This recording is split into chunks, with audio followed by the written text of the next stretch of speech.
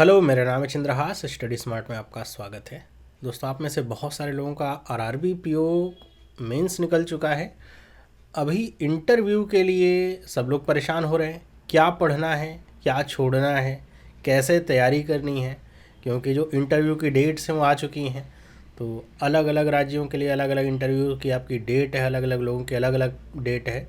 तो जो थोड़ा बहुत समय बचा है, क्या उसमें आप तैयारी कर सकते हैं, या फिर वो जो समय हो ना काफ़ी है, आपको और समय चाहिए होगा तैयारी करने के लिए। सब बातों पे आज हम इस वीडियो में डिस्कस करेंगे। ख़ास तौर पे आपको क्या पढ़ना है, ओके, वो हम यहाँ पे डिस्कस करेंगे। कैसे आपको इंटरव्यू फेस करना है, क्या चीज़ें नहीं करनी है, वो हम आज यहाँ पे देखेंगे। तो पूरा वीडियो अगर आप देखेंगे तो आपको हर एक चीज़ बहुत ही अच्छे से समझ में आएगी। कैसे आपको प्रिपरेशन करनी है, किन बातों का ध्यान रखना है, और कौन सी चीज़ें जो आपको अवॉइड करनी है इंटरव्यू के समय पे। तो चलिए सबसे पहले स्टार्ट करते हैं। हम ये समझते हैं कि आपको क्या क्या ऐसा है जो पढ़ के ही रखना है। ओके, तो सबसे पहले तो आपको जो तैयारी करनी है वो अपने इंट्रोडक्शन के बारे में या फिर अपने इंट्रो के बारे में तैयार करके रखना है। जो आपका इंट्रोडक्शन होता है वो सबसे कह सकते हैं मेन पार्ट होता है। वहीं से आपके इंटरव्यू की शुरुआत होती है। तो अगर वो आपका ख़राब तरीके से आपने प्रिपेयर कर रखा है, फिर ध्यान ही नहीं दिया है, तो फिर समझिए आपके इंटरव्यू की शुरुआत ही ख़राब हो चुकी है। फिर उसको पिकअप कर पाना बहुत ही मुश्किल होता है। तो आप अपना इंट्रोडक्शन वाला जो पार्ट है कि आपका नाम, आपने कहाँ से पढ़ाई की, कहाँ से बिलोंग करते हैं, आपके पेरेंट्स का नाम, वो क्या करते हैं, वो सारी चीज़ें जो है आपको बहुत ही अच्छे से तैयार करके रखनी है। ओके, क्योंकि ये जो आपकी तैयारी होगी ना, इन्हीं से आपका जो इंटरव्यू है या फिर जो आप यहाँ पे चीज़ें बताएंगे, इन्हीं से इंटरव्यू आपका आगे बढ़ेगा। तो आप सही से अगर बता ही नहीं पा रहे हैं, चीज़ों में खुद ही कंफ्यूज हो करके बैठे हैं, तो फिर आपका जो इंटरव्यू है थोड़ा सा नेगेटिव इम्पैक्ट उसको मिलना स्टार्ट हो जाता है। तो इसको आप अच्छे से पढ़ करके रखिए। जो भी आपने सब्जेक्ट ले रखे हैं उनको अच्छे से समझ करके रखिए। इनमें 3 चीज़ें हैं जो आपको बहुत अच्छे तरीके से आनी चाहिए। पहला तो है सेक्शन हॉबीज़ का। आपका इंटरेस्ट या फिर आपकी हॉबीज़ क्या है, ये आप बताते ही बताते हैं कि आपको भाई कौन सी चीज़ों में इंटरेस्ट है, आप क्या करना पसंद करते हैं ना। तो ये जो हॉबीज़ हैं ये आपको अच्छे से पढ़ करके रखनी है। मतलब ऐसा नहीं कि बोलने को कुछ भी बोल दीजिए। अगर आप अपनी हॉबीज़ कुछ भी बताते हैं तो उसके बारे में आपसे क्वेश्चन पूछा जाता ही जाता है। ओके, तो आप अपनी हॉबीज़ में कुछ भी बताइए। अब ऐसा भी नहीं कि आप कहें कि नहीं सर मेरे को तो गाना सुनना पसंद है, लेकिन मैं उसको कैसे बताऊंगा। उसमें कोई शर्म वाली बात नहीं। आपकी जो भी हॉबीज़ हैं, जो आपको पसंद है वो आप बताइए। आपको गाना सुनना पसंद है, क्रिकेट खेलना पसंद है, मैचेस देखना पसंद है, फुटबॉल मैचेस देखना आपको पसंद है, कुछ भी आपको ऐसा लग रहा है, आपको वेब सीरीज़ देखना पसंद है, मूवीज़ देखना पसंद है ना, आपको फोटोग्राफी करना पसंद है, जो भी आपको पसंद है आप उसको अपनी हॉबी के तौर पे बताइए। ओके, और जो भी आप अपनी हॉबी के तौर पे बताइए उसके बारे में पूरी जानकारी भी होनी चाहिए। लेट से आप कहते हैं कि आपको क्रिकेट देखना पसंद है ना, आप क्रिकेट देखना पसंद करते हैं। तो अगर आप ऐसा कहते हैं तो आपसे क्वेश्चंस पूछे जा सकते हैं कि आपको क्रिकेट देखना पसंद है, आप कभी रियल में जाकर एक क्रिकेट देखा आपने स्टेडियम में? अच्छा, देखा है, कहाँ गए थे? अच्छा, इंडिया में कौन सा नया स्टेडियम बना है क्रिकेट का, क्या आपको पता है?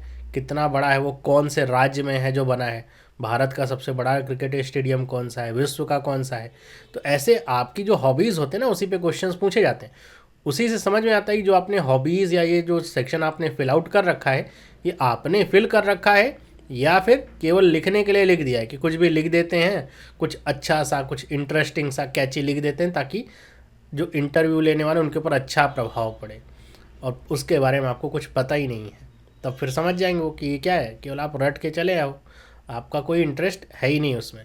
तो आप जो भी, जैसे आपको गाना सुनना पसंद है तो आपसे पूछे जा सकते हैं आपके फेवरेट सिंगर, आपके फेवरेट सॉन्ग कौन से हैं, तो वो उसके सिंगर के आपके सॉन्ग और भी पूछे जा सकते हैं। तो वो सब चीज़ें आपको तैयार करके रखनी है अपनी हॉबीज़ के बारे में। उसमें आप अगर इधर उधर करते हो, बता दिया क्रिकेट देखना पसंद है, और फिर पूछ ले कि अच्छा क्रिकेट देखना पसंद है तो बताओ टॉप की इस समय टीम कौन सी है, टेस्ट में नंबर 1 टीम इस समय कौन सी चल रही है, आपको पता ही नहीं है। इंडियन टीम के बारे में पूछ ले कौन कैप्टन है, आपको पता ही नहीं है। तो ऐसे नहीं होता है। तो आपको अच्छे से जो भी आपकी हॉबीज़ हैं उनको पढ़ कर के रखना है। उनके बारे में जो छोटे छोटे ट्रिविया टाइप के ऐसे क्वेश्चंस होते हैं ना, उनको समझ करके रखिए। मतलब आप सोचिए कि आप अगर किसी से उस फील्ड में क्वेश्चन पूछना चाहेंगे तो आप क्या क्या पूछ सकते हैं। तो वैसे आप क्वेश्चंस तैयार करके रखिए अपनी हॉबीज़ को लेकर के, जो भी आपकी हॉबीज़ हैं उनको लेकर के। दूसरी जो इम्पोर्टेंट बात है वो है आपके ग्रेजुएशन के सब्जेक्ट, मतलब जो भी आपने वहाँ पे अपनी डिग्री या फिर जो भी आपने अपनी पढ़ाई लिखाई दर्ज करा रखी है, अगर मिनिमम तो ग्रेजुएशन होगा ही, पोस्ट ग्रेजुएशन भी अगर दिखा रखा है, आपने कर रखा है, तो जो भी आपकी ग्रेजुएशन या पोस्ट ग्रेजुएशन के सब्जेक्ट हैं जिसमें आपने किया हुआ है वो आपको अच्छे से पता होना चाहिए। ऐसा ना हो कि आपको ग्रेजुएशन में मान लो आपने बीटेक किया हुआ है, ओके, कंप्यूटर साइंस से आपने बीटेक कर रखा है सीएस से, और आपसे कंप्यूटर साइंस के ही पूछ ले कि आप बताओ कंप्यूटर साइंस में कितने सब्जेक्ट होते हैं, आपने क्या क्या पढ़ रखा है, मेनली आपको कुछ पता ही नहीं है, पूछेगा कुछ आप कुछ बता ही नहीं पा रहे हो। तो कम से कम आपके जो सब्जेक्ट हैं, अगर आपने कंप्यूटर साइंस पढ़ रखा है तो आपने डेटाबेस के बारे में भी पढ़ रखा होगा, डेटाबेस से आपसे कोई क्वेश्चन पूछ ले तो कम से कम जो बेसिक क्वेश्चंस होते हैं आपकी ग्रेजुएशन की फील्ड के वो तो आपको आने ही चाहिए। आपसे पूछ ले आपको कौन सी लैंग्वेज आती है, आप कोड करना जानते हैं, कौन सी लैंग्वेज आपको पसंद है, आपको समझ ही नहीं आ रहा, आपको हिंदी इंग्लिश लैंग्वेज पसंद है, वहाँ पे आपसे कंप्यूटर की लैंग्वेज के बारे में पूछा जा रहा है। तो जो बेसिक क्वेश्चन है, ऐसा नहीं कि आपको ग्रेजुएशन को एकदम पढ़ करके रट करके बैठना है, जितने सब्जेक्ट हैं सब पढ़ डालो और एकदम जैसे आपको ग्रेजुएशन के एग्ज़ाम देने जाना है, ऐसा नहीं। लेकिन जो बेसिक क्वेश्चंस हैं आपकी ग्रेजुएशन के सब्जेक्ट्स को लेकर के वो क्वेश्चंस पूछे जा सकते हैं, और अगर आप आंसर करते हैं और इंटरव्यू पैनल जो रहता है उसको काफ़ी एक्सपीरियंस रहता है, तो आप ये समझ के मत बैठिए कि आपने जो कर रखा है ग्रेजुएशन में उनको कैसे पता चलेगा। आप जो भी फील्ड चूज़ करेंगे उसमें से वो क्वेश्चन आसानी से पूछ सकते हैं, क्योंकि बहुत एक्सपीरियंस वाले वहाँ पे व्यक्ति होते हैं। तो आप किसी भी फील्ड के क्यों ना हो, जो बेसिक क्वेश्चंस हैं, जो बेसिक नॉलेज है आपको ग्रेजुएशन सब्जेक्ट की, वो होनी चाहिए। अगर आपने अच्छे से ग्रेजुएशन कर रखा है तो आपको होगी, तो आपसे थोड़ा हाई लेवल के क्वेश्चंस भी पूछे जा सकते हैं अगर आप बेसिक क्वेश्चंस के आंसर सही तरीके से करते हैं। तो अगर आप बेसिक क्वेश्चन ही नहीं सही से बता पाओगे तो फिर उसमें आगे कुछ सवाल ही नहीं बनेगा, मतलब आपका इंटरव्यू फिर थोड़ा सा निगेटिव उसमें होता है। इसके अलावा आपकी जो सिटी है, मतलब आप कौन से शहर से बिलोंग करते हो, कहाँ पे रह करके पढ़ाई किए हो, या कौन से शहर से आप बिलोंग करते हो बेसिकली, उसके बारे में क्वेश्चंस आपसे ज़रूर पूछे जाते हैं कि आपके शहर की विशेषता क्या है। आपसे ऐसे पूछ सकता है कि आप किसी भी शहर के हो, अच्छा बताओ मैं अगर घूमने आऊँगा तुम्हारे शहर तो 5 ऐसी कौन सी जगहें हैं जो आप मुझे घुमा सकते हो अपने शहर की। तो वो 5 जगहें कौन सी हैं तो आपको पता होना चाहिए अपने शहर के बारे में। आपसे ये भी पूछा जा सकता है कि आपके शहर से कोई महान हस्ती हैं जो निकले हैं, कोई प्रधानमंत्री हैं, कोई मुख्यमंत्री हैं ऐसे निकले हैं, या फिर कोई बहुत बड़ा कोई सोशल वर्कर हो जो निकला हो, कोई अभिनेता हो ऐसे। तो आपके शहर की क्या खासियत है वो आपको ज़रूर पता होनी चाहिए कि आपका शहर किस लिए प्रसिद्ध है, किस लिए माना जाता है, वो चीज़ें आपको पता होनी चाहिए। आपके पेरेंट्स का जो बैकग्राउंड है वो भी आपको पता होना चाहिए कि आपके पेरेंट्स क्या करते हैं, कौन से फील्ड से हैं, कहाँ पे कार्यरत है, कहाँ से रिटायर हो चुके हैं, क्या उनका काम था। ओके, वहाँ से क्वेश्चंस बनेंगे, आपसे पूछा जाए आपके पिताजी क्या करते हैं तो आप कह दो पता नहीं कुछ करते हैं, तो ऐसा नहीं होता है।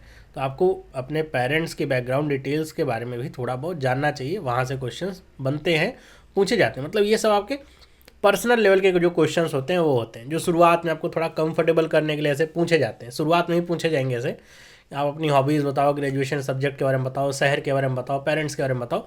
इसके बाद धीरे धीरे फिर आपका इंटरव्यू पेस होना शुरू करेगा, मतलब थोड़ा पेस पकड़ेगा वो।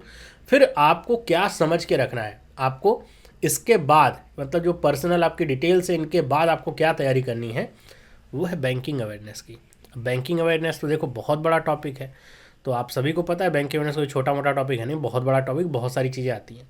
तो बैंकिंग अवेयरनेस में आप तैयारी तो करिए, लेकिन जो स्पेशल फोकस है वो अपना आरआरबीज़ के ऊपर रखिए, क्योंकि अगर आप आरआरबी पीओ का एग्ज़ाम देने जा रहे हैं तो आरआरबी से ही क्वेश्चंस ज़्यादातर पूछे जाएंगे। खास तौर पे जैसे प्रायोरिटी सेक्टर लैंडिंग के बारे में क्वेश्चन पूछा जा सकता है, आरआरबी के लिए भाई कितनी लिमिट है, बाकी बैंकों के लिए कितनी लिमिट है, ऐसा क्यों कहा गया है कि आरआरबी को 75% पीएसएल करना है, प्रायोरिटी सेक्टर लैंडिंग करनी है, उसका उद्देश्य क्या है बनने का, कब बना था, कौन सा पहला बैंक था। ऐसे आपके जो जिस भी स्टेट में है उस स्टेट में कौन सा बैंक है जो बहुत प्रमुख है जिसके लिए आप प्रिपरेशन कर रहे हो आरआरबी के लिए।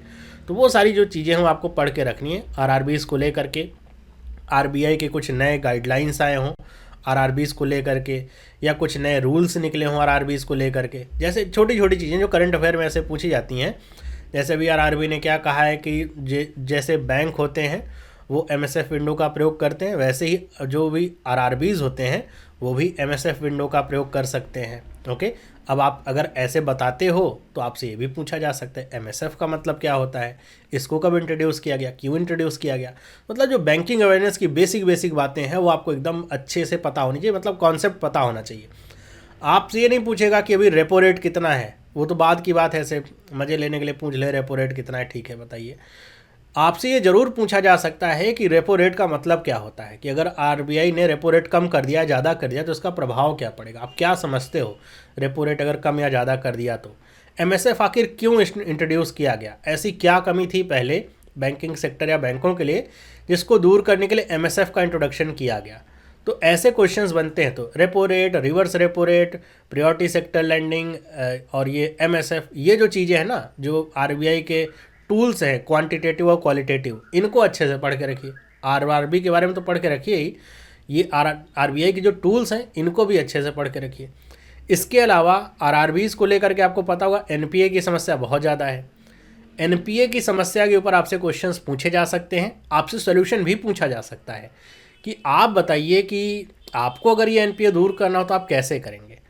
तो उसके रिलेटेड जो क्वेश्चंस आपके बनते हैं कि NPA अभी वर्तमान में कितना है, RRBs को लेकर के कितने RRB हैं जो काफ़ी बुरी कंडीशन में, कितने हैं जो अच्छे परफॉर्म कर रहे हैं। ओके, तो इसको लेकर के क्वेश्चंस बनेंगे। तो NPA का मतलब क्या होता है, NPA कैसे बढ़ता है, NPA कैसे कम होता है, NPA की क्या क्या कैटेगरीज़ हैं, 3 कैटेगरीज़ हैं, तो कैटेगरीज़ क्या क्या हैं, कैसे हम NPA डिक्लेयर करते हैं एसेट्स को, वो सारी चीज़ें आपको पूछी जा सकती हैं। और अभी हाल ही में जो नया इंट्रोडक्शन हुआ है बैड बैंक का, अभी आपने बजट भाषण में पढ़ा होगा ना बैड बैंक के बारे में, तो ये बैड बैंक क्या है, कैसे इससे NPA की समस्या दूर होगी, ये आपसे क्वेश्चंस बनते हैं, तो इनको आप पढ़ करके रखिए। ओके, इसके अलावा RRB में किसान क्रेडिट कार्ड होता है, यहाँ से क्वेश्चंस आपसे पूछे जा सकते हैं कि इसके लिए एलिजिबिलिटी क्या है, कितने साल के इसके तहत लोन दिए जाते हैं KCC के तहत, या फिर KCC की मैक्सिमम लिमिट कितनी है, कौन ले सकता है कौन नहीं ले सकता है।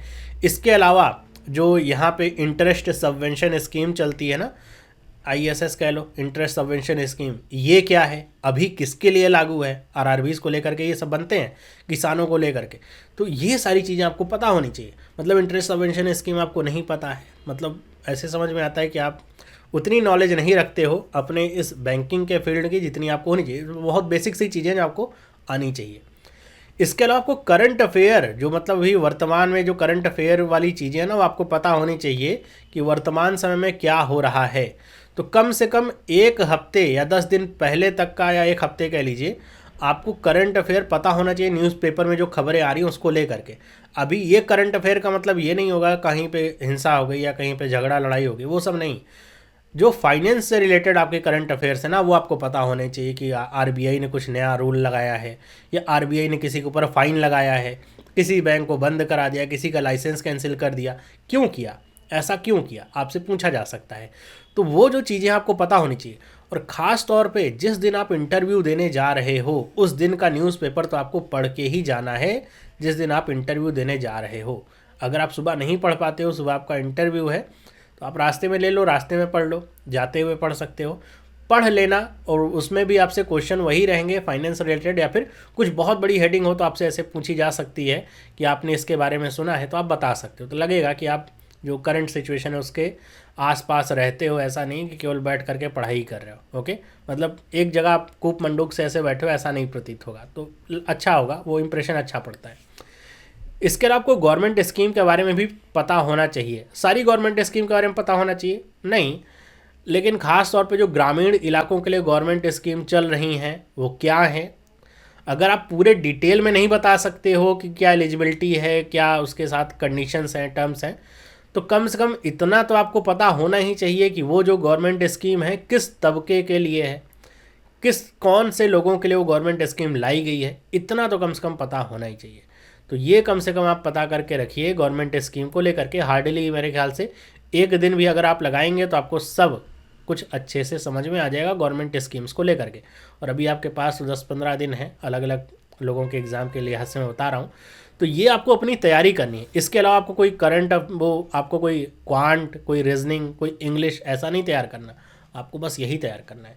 अपने बारे में तैयार करिए, जो पर्सनल आपकी डिटेल्स हैं उसमें कोई भी किसी भी तरह का झूठ का सहारा मत लीजिए। ओके, कि आप हॉबीज़ में कुछ बता दीजिए, आपको कुछ आता ही नहीं है, आपकी हॉबी कुछ और ही है। अब कुछ लोग कह सकते हैं मेरी कोई हॉबी ही नहीं है तो मैं क्या करूं। ऐसा तो हो ही नहीं सकता कि आपकी कोई हॉबी हो ही ना कुछ तो होगी। आपकी हो सकता है हॉबी यही हो दिन भर में सोना बैठ करके, तो फिर वही लिख देना भाई कि मेरी हॉबी यही है, खाली समय में सो जाता हूँ। तो उससे भी सवाल पूछे जा सकते हैं कि सो करके क्या मिलता है, कितने तरह के सपने आते हैं, कितने साइकिल होते हैं सोने के, है ना, कितने घंटे सोना चाहिए हमको। तो आपकी जो हॉबीज़ हैं वो लिखने होंगी। ऐसे बिना हॉबी की कोई पर्सन नहीं होता, कुछ ना कुछ तो आपको ज़िंदगी में करना पसंद होता ही होता है। ग्रेजुएशन के सब्जेक्ट जो आपके हैं, मतलब जो भी स्ट्रीम से आपने पढ़ाई कर रखी, चाहे आर्ट ले रखी है, मतलब हिस्ट्री पढ़ रखी है, कॉमर्स साइड से है, या फिर बीटेक आपने किया टेक्निकल फील्ड से है, उसके बारे में आपको पता होना ही चाहिए। आपको अगर ग्रेजुएशन के अपने सब्जेक्ट के बारे में कोई इन्फॉर्मेशन नहीं है तब आपके लिए बहुत बुरी बात है। अपने शहर के बारे में समझ करके रखिए। बैंकिंग अवेयरनेस पढ़िए, उसमें जो आरबीआई के क्वालिटेटिव क्वांटिटेटिव टूल्स हैं उनको बहुत अच्छे से पढ़ करके रखिए कि मार्केट के ऊपर उसका कैसा प्रभाव पड़ता है। आरबीआई ने आरआरबीज़ को लेकर के क्या रूल्स रेगुलेशन नए निकाले हैं या फिर क्या उसके ऊपर कंडीशंस लगाते हैं आरबीआई, वो सब आप पढ़ करके रखिए। जो करंट अभी चेंजेस हुए हैं उनको जान करके रखिए। प्रियोरिटी सेक्टर लैंडिंग क्या होती है, अगर आप कोई भी बैंक है प्रियोरिटी सेक्टर लैंडिंग पूरा नहीं करता है तो उसका फ़ाइन कहाँ पे भरना पड़ता है। आरआरबीज़ की जो पेरेंट ऑर्गेनाइजेशंस हैं जैसे नाबार्ड हो गया, इसके बारे में आप जान करके रखिए। वो सब आपको पढ़ना है। केसीसी क्या होता है, एनपीए क्या होता है, ये सब पढ़ के रखिए। करंट अफेयर कम से कम आपने जो पहले पढ़ रखा है एग्ज़ाम देने से पहले तो आपको आता ही होगा। अभी जो एक हफ्ते के करंट अफेयर्स में जो जो चीज़ें हो रही हैं बदलाव, वो पढ़ करके रखिए। जो अभी जिस दिन आपका एग्ज़ाम है आप देने जा रहे हैं उस दिन का आप न्यूज़पेपर पढ़ के रखिए। गवर्नमेंट स्कीम आपको पता होनी चाहिए। पढ़ाई के मामले में तो आपको बस इतना ही करना है। इतना अगर आप कर लीजिए, बाकी जो भी क्वेश्चंस पूछे जाते हैं वो बहुत ही कह सकते हो कॉमन सेंस के ऊपर आधारित रहते हैं, वो आप वहीं पे आंसर कर सकते हो। उसको ऐसे प्रेडिक्ट नहीं किया जा सकता कि यही क्वेश्चन आएगा। ओके, लेकिन इतना अगर आप कम से कम तैयार किए रहोगे अपने बारे में, बैंकिंग अवेयरनेस आरआरबी के बारे में, तो आप इंटरव्यू अच्छे से हैंडल कर सकते हैं। इसके अलावा आपको क्या क्या चीज़ें नहीं करनी है या फिर किन चीज़ों के ऊपर इतना ज़्यादा ध्यान नहीं देना है। सबसे पहली बात तो ये है लैंग्वेज को लेकर के। बहुत सारे बच्चे ऐसे समझते हैं कि उन्होंने मान लो इंग्लिश में, जो अभी आरआरबी का हुआ था ना, उसमें चॉइस मिलती है कि आप या तो इंग्लिश में दो या तो हिंदी में दो, है ना। तो अगर आपने इंग्लिश में पेपर दिया हुआ है तो अब वो सोचेंगे कि इंग्लिश में इंटरव्यू भी देना पड़ेगा। ऐसा नहीं है। अगर किसी ने हिंदी में पेपर दिया तो सोचे कि इंग्लिश में हमको इंटरव्यू देना पड़ेगा, नहीं। इंटरव्यू के लिए लैंग्वेज इतनी इंपॉर्टेंट नहीं होती है कि आप किस भाषा में बोल रहे हो या अपने जो व्यूज़ हैं, ओपिनियंस हैं, या फिर जो आंसर है वो कौन सी भाषा में एक्सप्रेस कर रहे हो। बस वो समझ में आने लायक होनी चाहिए। आप जिसमें कॉन्फिडेंट हो उसी का प्रयोग करो। भाषा के आधार पे आपका सिलेक्शन नहीं होता, ना तो नंबर कम ज़्यादा मिलते हैं कि आप हिंदी बोलोगे तो आपको कम नंबर मिलेंगे, नहीं, ऐसा नहीं होता। या फिर आप इंग्लिश बोलोगे तो आप बिना कुछ बोले ही आपको पास कर देंगे, ऐसा भी नहीं है। आप अगर इंग्लिश में अच्छे हो, बोलने में कॉन्फिडेंट हो कि आप बोल सकते हो बिना रुके, एकदम फ्लुएंट आपको बोलना है, ऐसे रुक रुक करके नहीं बोलना है, तो आप इंग्लिश में दो। अगर आपको लगता है इंग्लिश आप समझ तो लेते हो, पढ़ लेते हो, बोल भी लेते हो, लेकिन उतनी ज़्यादा फ्लुएंसी नहीं है, या फिर जितने अच्छे तरीके से आप हिंदी में बातों को एक्सप्रेस कर सकते हो इंग्लिश में आप उतने अच्छे तरीके से नहीं कर सकते, तो आप इंग्लिश में दो ही नहीं। अगर आपसे इंटरव्यू पैनल इंग्लिश में सवाल पूछता है, आप समझ जाते हो, आप हिंदी में जवाब दो। ओके, तो आपसे अगर क्वेश्चन पूछा भी जाए कि आप इंग्लिश में बोल नहीं सकते, तो आप सीधी जो मतलब ऑनेस्ट जो बात है उसको बोल दो कि सर बोल तो सकता हूँ लेकिन मैं उतना ज़्यादा फ्लुएंट नहीं हूँ, या फिर इतना ज़्यादा कॉन्फिडेंस नहीं है मेरे अंदर बोलने का, मैं उतने अच्छे से एक्सप्रेस नहीं कर पाऊँगा अपनी बातों को जितने अच्छे से हिंदी में कर सकता हूँ, या फिर जो भी आपकी लोकल लैंग्वेज हो, हिंदी हो, बंगाली हो, जो भी आपकी लोकल लैंग्वेज आप उसमें बोल सकते हो। ओके, इंटरव्यू के ऊपर इसका कोई प्रभाव नहीं पड़ता। इंटरव्यू आपकी नॉलेज को चेक करने के लिए लिया जाता है कि आपको कितना आता है, आपको कौन सी भाषा आती है, या फिर आप किस में वेल वर्स्ड हो, वो आपके रिटर्न तक देख लिया जाता है। ओके, आप अपनी बातों को कैसे समझा पाते हो, बस वो इंटरव्यू में देखा जाता है कितना आपको आता है। ओके, तो भाषा को लेकर के तो कोई चिंता आपको नहीं होनी चाहिए। दूसरी बात है आर्ग्यू नहीं करना है। आर्ग्यू करने का मतलब, बहुत सारे बच्चे ऐसे होते हैं, आपसे कोई क्वेश्चन एक पूछा गया, आपने अपनी ओपिनियन दी, या कुछ भी आपसे क्वेश्चन पूछा गया, आपने अपनी ओपिनियन दिया, बातें बताई, इंटरव्यूअर सामने हो, ऐसे जानबूझ करके कई बार आपको प्रोवोक करने के लिए कुछ हार्श शब्दों का प्रयोग कर दें, कुछ और बोल दें, तो बहुत सारे लोग लड़ने पे ऐसे उतारू हो जाते हैं कि ऐसा कैसे बोल सकते हैं, है ना। जैसे आपसे पूछा जाए कि भाई आपने अपने 4 साल का गैप में क्या किया, तो आपको तैयारी कर रहे थे, तो वो सामने से अगर कोई बोल दे कि आप तैयारी कर रहे थे या फिर अपने माँ बाप के पैसे को बर्बाद कर रहे थे, तो आप उस पर आर्ग्यू करने पे उतर आओ, है ना। या फिर आपसे कोई ऐसा सवाल पूछ लिया जाए कि एनपीए को लेकर के क्या करना चाहिए, तो आप कुछ आंसर दो, तो दूसरी तरफ से कुछ और आंसर आपको देखने को मिले, तो आप उस पर आर्ग्यू करना चाहो कि नहीं नहीं जो मैं कह रहा हूँ वही सही है, आपको यही समझना है, ऐसे कैसे आप समझ सकते हो। आर्ग्यू नहीं करना है आपको, एकदम पोलाइट होकर के बैठना है, आर्ग्यू नहीं करना है। जो भी बातें बोली जा रही हैं उसको समझना है और एक मेच्योर इंसान की तरह वहाँ पे बिहेव करना है, बच्चों की तरह बिहेव नहीं करना है बैठकर, क्योंकि आप ऑफिसर लेवल के लिए बैठे हो, आप आगे चल करके ऑफिसर बनोगे। मतलब आपकी हालत अगर 2 शब्द बोलने पे ये है इंटरव्यू पैनल के सामने कि आप आर्ग्यू करने पे आ जाते हो, गुस्सा आ जाता है आपको। आर्ग्यू नहीं करने का मतलब ये भी नहीं कि आपके एकदम दांत पीसने जैसे मुंह बना के बैठे रहो, ऐसा भी नहीं होना चाहिए। मतलब लगेगा कि ये कल को फील्ड में जाएगा, अभी आरआरबी में जाएंगे तो कैसे ये हैंडल करेंगे ब्रांचेस को, क्योंकि वहाँ पे तो सब गांव वाले आएंगे, उनको तो काफ़ी समझाना पड़ता है, बातें बतानी पड़ती है। आप जब पढ़े लिखों के लोगों के सामने 2 बातें नहीं बर्दाश्त कर पा रहे तो वहाँ जाकर कैसे आप फील्ड में काम ही नहीं कर सकते, तो वहीं से आपकी एलिजिबिलिटी खत्म हो जाती है। तो आर्ग्यू नहीं करना है आपको, बहुत पोलाइट होकर के रहना है, आपको कॉन्फिडेंट रहना है। मतलब ऐसा भी नहीं कि आप एकदम मीक होकर बैठे, डरपोक बन के बैठे हो, तो एकदम रुक रुक करके ऐसे बोल रहे हो, कुछ भी बातें बोलनी है समझ नहीं पा रहे हो या बहुत धीरे धीरे बोल रहे हो, ऐसा भी नहीं करना। कॉन्फिडेंट होकर के बोलो जो भी बोलना है, कि हाँ आप कॉन्फिडेंट हो, बात बोल रहे हो, लेकिन पोलाइट रहो अपने टोन में। ऐसा भी नहीं हो टोन आपकी बहुत ज़्यादा एग्रेसिव टाइप की जैसे साउंड हो, पोलाइट रहिए, कॉन्फिडेंट रहिए। ओके, कभी भी सर्कमलिकेट मत करिए या सर्कमलिकेशन का काम मत करिए। मतलब इसका क्या है कि जैसे बहुत सारे लोग होते हैं, जैसे उनसे कोई भी क्वेश्चन ऐसे पूछा जाता है तो वो क्या करते हैं कि अगर उनको आंसर नहीं पता होता है तो क्वेश्चन के आजू बाजू की चीज़ें ऐसे गोल गोल घुमाने लगते हैं जलेबी की तरह। मतलब जो क्वेश्चन अगर आपसे पूछा गया है उसका जवाब ना दे करके उसके चारों तरफ ऐसे घूमने लगे, सीधे टू द पॉइंट बात नहीं कर रहे हैं। आपसे अगर एक क्वेश्चन पूछा गया कि आप बताइए कि आपके शहर में 5 वो कौन सी जगह हैं जहाँ पे आप हमें घुमा सकते हैं, तो आप बताने लगे कि हमारा शहर सर बहुत पुराना है, इतिहास में इसका बहुत बड़ा नाम है, ऐतिहासिक शहर है ये, यहाँ पे ये हुआ था, यहाँ पे वो हुआ था। आपसे क्वेश्चन क्या पूछा गया? 5 ऐसी जगह हैं जहाँ पे आप घुमा सकते हो किसी को, और आप पता नहीं क्या क्या बताए जा रहे हो।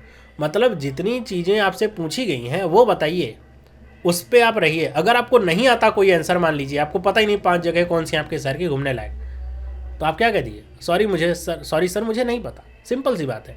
ओके, इतना कहिए बस, उसमें बहुत ज़्यादा सर्कमलिकेट होने की ज़रूरत नहीं है। जो नहीं आता उसको ऑनेस्टली स्वीकार करिए कि आपको नहीं पता उसके बारे में। कोई भी, चाहे आपसे वो सब्जेक्टिव क्वेश्चन पूछा गया, आपसे ऐसे पूछ ले जाए कि रेपो रेट बढ़ा करके आरबीआई क्या कंट्रोल करता है, आपको नहीं पता तो आप बताने लगे सर आरबीआई तो अभी रेपो रेट बढ़ाएगा ही नहीं, अभी रेपो रेट बढ़ाने का कोई काम नहीं है आरबीआई का, अभी रेपो रेट बढ़ाएगा तो मार्केट नहीं स्टेबल रह पाएगा, ऐसा हो जाएगा वैसा हो जाएगा। आपसे सिर्फ ये पूछा गया रेपो रेट आरबीआई क्यों बढ़ाता है, और आप कुछ और आंसर कर रहे हो, तो वो नहीं करना आपको। टू द पॉइंट, ना तो कम ना तो ज़्यादा बोलते हुए डायरेक्ट क्वेश्चंस का आंसर करिए। अगर क्वेश्चन नहीं आता है, उसका आंसर आपको नहीं आता है, आप उस आंसर को सीधे सीधे कह सकते हो सॉरी सर मुझे नहीं आता है, बस इतने से आपका काम चलेगा। ओके, आप सर्कमलिकेट करोगे तो उससे इंटरव्यूअर का गुस्सा और बढ़ता और कुछ नहीं होता। आपको कई बार ऐसे ट्रिकी क्वेश्चंस भी देखने को मिल सकते हैं, उनका आंसर आपको थोड़ा वाइजली करना होता है। क्वेश्चन जो भी पूछे जा रहे हों उनको थोड़ा ध्यान से सुनिए। कई बार क्वेश्चंस पूछते हुए आपकी पर्सनालिटी चेक करने का प्रयास किया जाता है कि आप क्या सोचते हो, आप क्या सोच लेकर के आ रहे हो बैंकिंग सेक्टर में, या फिर इस फील्ड में क्या सोच के तहत या क्या उम्मीदें लेकर के आ रहे हो। ऐसे क्वेश्चंस आपके ऊपर कई बार डाले जाते हैं। तो आप प्रयास यही करिए कि आप अगर कोई फैक्चुअल क्वेश्चन है और आपको वहाँ पे ट्रिक किया जा रहा है तो आप फैक्चुअल क्वेश्चन पे आप बने रहिए। कई बार ऐसा होता है, फॉर एग्जांपल जैसे आप शेयर की बात करते हो ना, ऐसे शेयर की बात, अब वहाँ पे आपने क्या बोल दिया, मान लो आपको पता नहीं कि मान लो किसी कंपनी का आपने शेयर खरीद रखा है, कंपनी को प्रॉफिट होता है तो कंपनी आपको क्या देती है, तो आपको पता ही नहीं कि वो डिविडेंड कहलाता है ना। मान लो नहीं याद आ रहा है डिविडेंड कहलाता है, तो आप डिविडेंड की जगह कुछ और शब्द बोल दो, है ना, कि डिविडेंड नहीं, यहाँ पे तो हमको क्या मिलता है, इंटरेस्ट मिलता है, ऐसे। तो डिविडेंड अगर आपको नहीं पता चल रहा है तो आप केवल इतना बोल सकते हो कि आपको रिटर्न मिलता है ना, कि आपको ये रिटर्न मिलता है। तो कई बार ऐसा होता है कि आपसे क्वेश्चन पूछा जाए, आप शेयर और बॉन्ड के बीच में कंफ्यूज हो जाओ कि बॉन्ड में क्या मिलता है, शेयर में क्या मिलता है, और उसको आप इंटरचेंज कर दो। ओके, तो अगर सामने वाला इंटरचेंज कर रहा है इंटरव्यूअर आपके सामने, तो आप उसको करेक्ट करते हुए बता सकते हो कि नहीं सर, शेयर में डिविडेंड मिलता है ना, बॉन्ड में डिविडेंड नहीं मिलता है, वो शेयर में मिलता है कि जब कंपनी प्रॉफिट करती है तो वहाँ से समझा जाता है कि आप कितने ज़्यादा अटेंटिव हो चीज़ों को लेकर के। अगर कोई ऐसे फैक्चुअल क्वेश्चन है तो, अगर कोई फैक्चुअल क्वेश्चन नहीं, आपसे कोई व्यू पूछा जाए, लेट से जैसे अभी फार्मर्स का प्रोटेस्ट चल रहा है, इसको लेकर के आपसे कोई क्वेश्चन पूछा जाए कि आपको क्या लगता है, क्या होना चाहिए, क्या सही तरीका है, तो अगर आप एकदम एग्रेसिवली हो करके कोई एक पक्ष सामने ले लो, फार्मर्स का ले लो या फिर आप सरकार का पक्ष ले लो, तो दोनों ही तरीक़ों में आपके फंसने की उम्मीदें रहती हैं। तो प्रयास ये करिए, मध्यम मार्ग का प्रयोग करिए, है ना। पहली बात तो आपको कभी भी इंटरव्यू जब आपका चल रहा हो तो उसमें आपको गवर्नमेंट की बुराई तो नहीं करनी है, क्योंकि आप एक खुद भी गवर्नमेंट सर्वेंट ही बनने जा रहे हो, या फिर बैंक की बुराई आप करने नहीं बैठोगे क्योंकि आप खुद भी बैंक ऑफिसर बनने जा रहे हो। इस बात का हमेशा आप ध्यान रखिए। जो फैक्ट है वो तो आप बताइए, लेकिन ऐसे बुराई करने के टोन में कभी भी मत बताइएगा, वरना फिर वो एक अलग इंप्रेशन वहाँ पे डालता है। वो बात अलग है कि सही हो सकती है बातें, लेकिन आपको ऐसा करना नहीं होता है।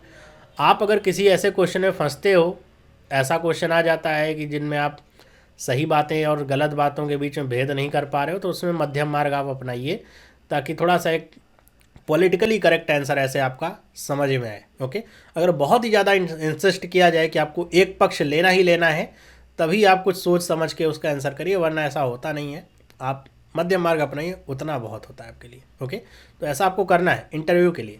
और प्रयास करिए कि आपके अगर कोई दोस्त है आपके पास, मतलब आप किसी दोस्त के साथ रहते हो, आपके घर में कोई बड़ा भाई है, तो उसको आप डेली या फिर डेली ही देना शुरू करिए, या फिर एक दो दिन में एक इंटरव्यू दीजिए, एक सेट ऑफ क्वेश्चंस। अगर वो उनको पता है कैसे इंटरव्यू लेना है, या आपका दोस्त है आपके साथ ही तैयारी कर रहा है तो उसको भी पता है क्या क्या क्वेश्चन पूछने, आप बैठ करके इंटरव्यू दीजिए। सोचिए कि आपका दोस्त आपसे कैसे कैसे क्वेश्चंस पूछ सकता है, तो आपकी तैयारी अच्छी होती रहेगी।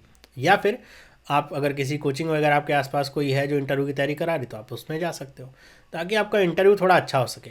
और आप थोड़ा मिरर प्रैक्टिस करना शुरू करिए, मतलब शीशे के सामने खड़े होकर के अपने आप को फेस करते हुए इंटरव्यू देने का प्रयास करिए कि आप कैसे बोल रहे हो, मतलब हेजिटेट तो नहीं हो रहे हो, टोन आपकी कैसी चल रही है, सब कुछ आपको समझ में आना चाहिए। थोड़ा प्रैक्टिस करेंगे, इससे तो बहुत कॉन्फिडेंस आपका बढ़ता है। सामने वाले के सामने, मतलब 4 लोग अगर बैठे हैं तो उनके सामने बोलने का जो कॉन्फिडेंस होता है ना, बहुत सारे लोगों को नहीं होता है, वो इम्प्रूव होता है। तो ये आप काम करिए। ओके, अगर हम बात करें कि कुछ इंपॉर्टेंट क्वेश्चन है जो बहुत ही घिसे पीटे से क्वेश्चन हैं, और वो आपको तैयार रहने ही चाहिए। कहीं भी कोई भी इंटरव्यू आप दे रहे हो, चाहे आरआरबी का हो, चाहे IBPS PO का हो, SBI PO का हो, हर जगह कम से कम ये कुछ क्वेश्चंस तो आपको देखने को मिलेंगे ही।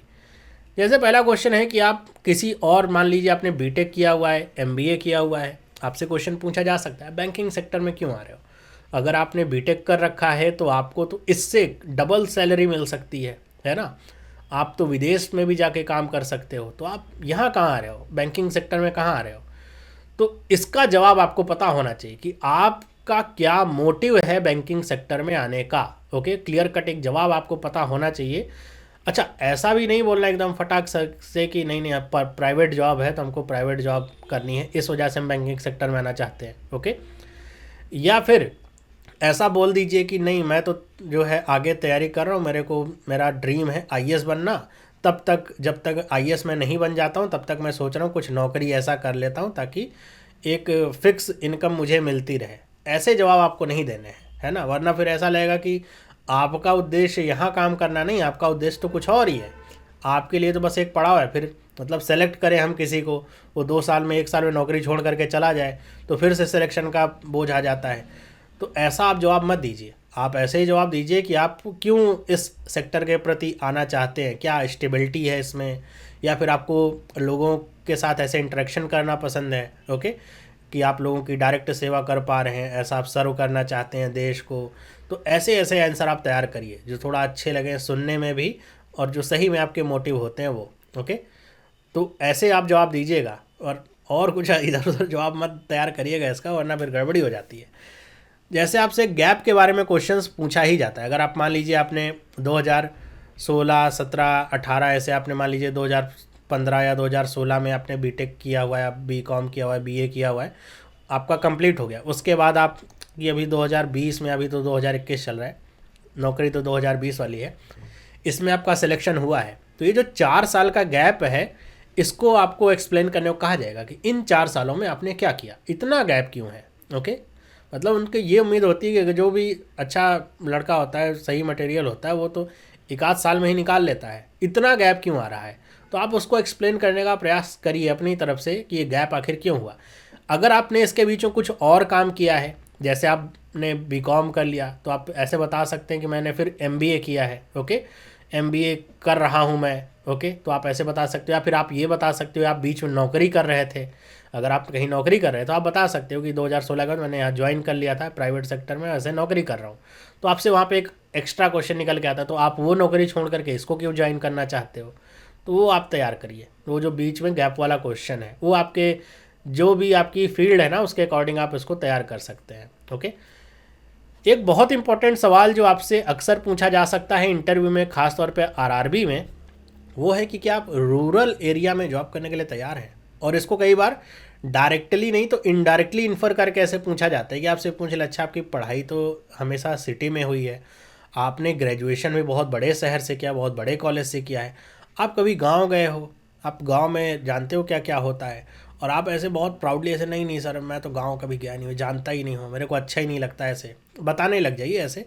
तो वो एक गलत दिशा में आप आगे बढ़ गए, आपको पता भी नहीं चल रहा, आप गलत दिशा में बह गए, फिर वहाँ से प्रॉब्लम क्रिएट हो सकती है, क्योंकि आप कभी गांव गए ही नहीं, आप गांव के बारे में कुछ जानते ही नहीं, फिर आप गांव में रह के नौकरी कैसे करोगे। क्योंकि आरआरबी का मतलब ही क्या है, रीजनल रूरल बैंक, आपको गांव में ही यहाँ पोस्टिंग मिलने वाली है, तो आप कैसे करोगे। ऐसा तो होगा नहीं कि नहीं हमको हमेशा कहीं अच्छी जगह पे ही पोस्टिंग मिलेगी, गांव एकदम नहीं रहेगा, थोड़ा सा ऐसे टाउन टाइप का एरिया रहेगा वहीं पोस्टिंग मिले, ऐसा तो होता नहीं है, ओके। या फिर अगर आप फीमेल हैं तो आपसे ये क्वेश्चन ज़रूर पूछा जा सकता है कि एज अ फीमेल क्या आप कंफर्टेबल होंगे वहाँ पे नौकरी करने के लिए, आपको क्या लगता है। तो आपको इसका आंसर हमेशा पॉजिटिव ही देना है, आपको नौकरी चाहिए ना, तो पॉजिटिव आंसर देंगे कि हाँ हम कंफर्टेबल हैं, कोई दिक्कत की बात नहीं, हम गांव में बहुत पहले भी रहे हैं, हमारे गांव है, हम आते जाते रहते हैं, अगर है तो ठीक है, बहुत ही अच्छी बात है। या फिर आप कहिए हमको कोई दिक्कत नहीं, हमने अपने घर को छोड़ करके बहुत दिन तक बाहर भी रह करके खुद से पढ़ाई करी है, हम कंफर्टेबल है, कोई दिक्कत की बात नहीं है गांव में नौकरी मिलने से, क्योंकि नौकरी करेंगे हम चार लोगों के बीच में रहेंगे, हमको कोई दिक्कत नहीं, हम आसानी से समझ सकते हैं वहाँ के लोगों की प्रॉब्लम को, वहाँ की परेशानियों को हम आसानी से उसको टैकल कर सकते हैं, कोई दिक्कत की बात नहीं है। तो पॉजिटिव आंसर निकलना चाहिए। वो शुरुआत में आपको ऐसे पूछा जा सकता है, जैसे मैंने कहा इनडायरेक्टली इन्फर करके, कि आप पहले तो बता दो कि नहीं नहीं हम गांव कभी देखे ही नहीं, फिर आपसे कहें नौकरी कैसे करो गांव में, तो फिर क्या कहोगे। तो वहाँ पे अगर कहो नहीं हम कर लेंगे ऐसा होगा, तो फिर वो थोड़ा दिक्कत की बात होगी। तो इस बात का आप ध्यान रखिएगा, बहुत ज़्यादा ऐसे प्राउड फील मत करिएगा कि आप गाँव कभी नहीं गए। मान लीजिए नहीं भी गए, पढ़ाई लिखाई सब शहर से ही हुई है, तब भी आप अपना एक कनेक्शन गांव से रखिए, पूछा भी जाए इनडायरेक्टली क्वेश्चन तो कहिए नहीं नहीं गांव तो जाते रहते हैं, उसमें कोई दिक्कत की बात नहीं, हम पूरे कल्चरल रूप से उनकी थॉट प्रोसेस से पूरी तरीके से परिचित हैं, वहाँ हम रह सकते हैं, ओके। और एक बहुत ही हिसाब के साथ पिटा सा क्वेश्चन जो है कि हम आपको क्यों हायर करें, इसका जवाब आपको बहुत मिल जाएगा, इंटरनेट पे भी आप ढूंढेंगे मिल जाएगा। वैसे इसमें कुछ खास बताना नहीं होता है, आपको बस अपनी क्वालिटीज़ के बारे में बताना होता है कि आपको क्यों हायर किया जाए, आपके अंदर क्या ऐसी बात है जिसको लेकर के आपको हायर किया जाए। तो ये कुछ क्वेश्चंस हैं जो आपको तैयार करके रखने हैं, ये तो क्वेश्चन पूछे ही जाएंगे। आपके जो पर्सनल लाइफ से रिलेटेड क्वेश्चंस हैं वो आपसे पूछे जाएंगे, आपके ग्रेजुएशन के जो सब्जेक्ट हैं वहाँ से क्वेश्चंस पूछे जाएंगे। उसके बाद बचता है banking awareness with special focus on RRBs, वो आपसे क्वेश्चन बनेंगे।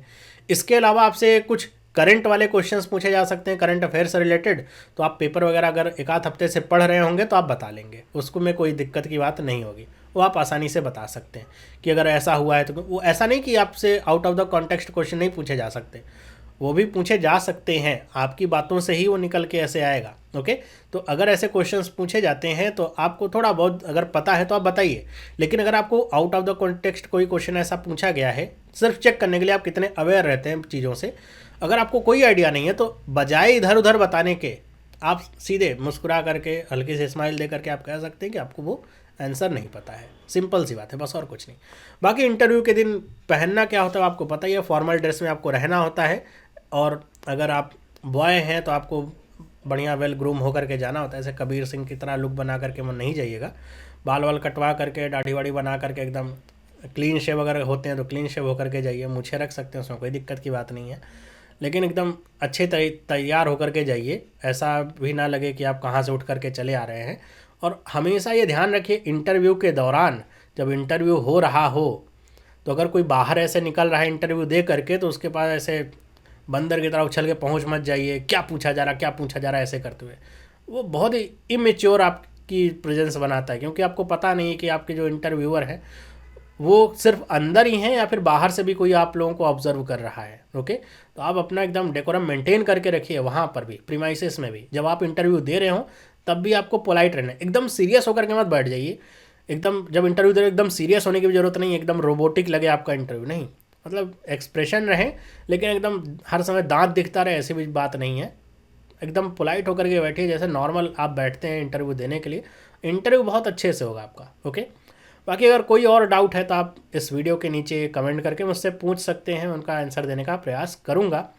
और इससे रिलेटेड अगर कुछ और हुआ तो मैं और आपके सामने वीडियोस लेकर के आऊँगा। तो बाकी हम मिलते हैं अगले वीडियो में।